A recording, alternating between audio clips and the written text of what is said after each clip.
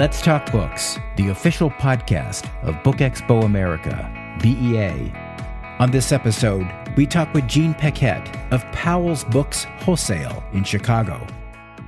Jean, what's your role at Powell's? I run Powell's Books Wholesale, which is a remainder book distributor.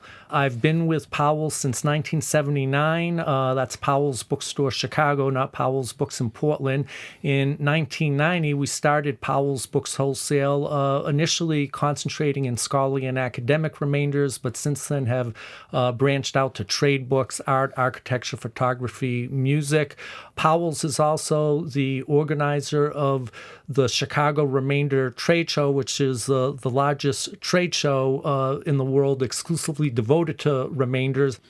Could you talk a little bit about how the remainders industry has evolved? One thing that's changed is when we started 25 years ago, publishers were sending out remainder lists to all of the remainder companies. And over the past 10 or 15 years, some larger remainder companies like American Book Company, World Publications, and a few others have engaged in exclusive contracts with the large publishers like Random House, Penguin, Harper. And so they're taking in a lot of books. And then the smaller remainder companies are primarily dealing with the smaller publishers and the university presses, as well as buying from the larger remainder companies. So there's just a lot of book trading going on. We feel like we've done a good job of keeping a lot of books. Some people look down on remainders. We look as the remainder industry as a way to get these books back into circulation and penetrating different markets that they might not have hit as front list titles. Tell us more about what you've discovered along these years with the warehouse.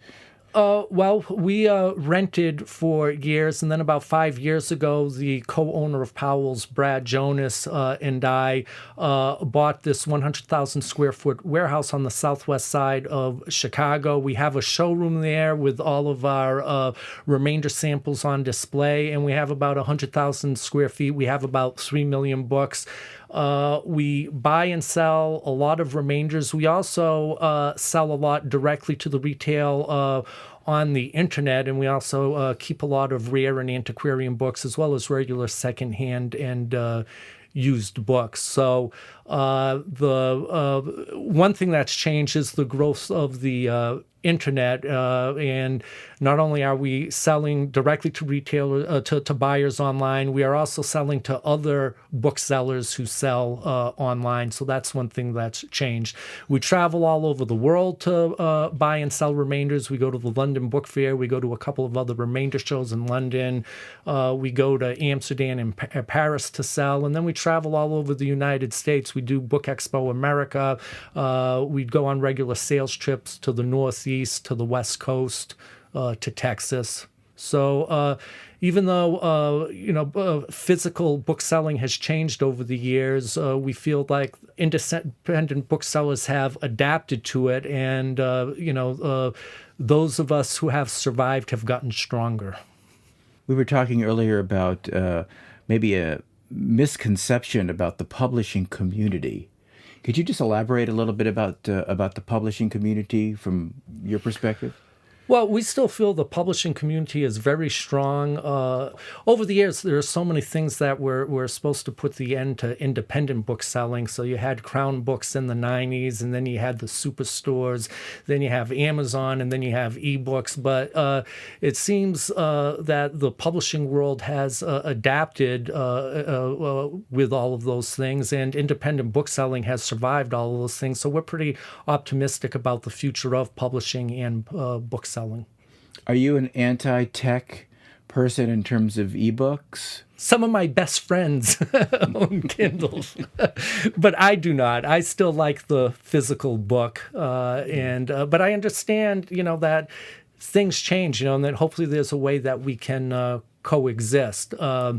Amazon is proved, it's put a lot of booksellers out of business. On the other hand, we sell a lot online through the Amazon marketplaces. So it's just like adapting with the changing times. So you're stranded on a deserted island. What book will you bring, and why will you bring that book? Well, I'm a huge music buff, as we discussed earlier. So with great apologies to Peter Guralnick and Bill Malone. Peter Guralnick wrote a great history of soul music and great biographies of Elvis Presley and Sam Cooke. Bill Malone wrote, I think as a thesis in the early 60s, wrote a history, like the first history of country and Western music. But my apologies, I'd have to pick South to Louisiana by John Broven, which is a history of Southwest Louisiana music, and that's one of my passions. Can you just complete the sentence? I read because... If I didn't read, I'd be more of an ignoramus that I am, and I need a physical book. My wife thinks I spend too much time on my cell phone, but that's doing work. But in terms of garnering information, I need a book or a magazine or a newspaper or something physical. I'm a slave to the scroll, not to the digitalized screen. Let's Talk Books is a production of BookExpo America, BEA, the leading book and author event for the North American publishing industry. Join us in Chicago for BEA 2016, May 11th through 13th at McCormick Place. For more information on this episode in BEA, visit bookexpoamerica.com.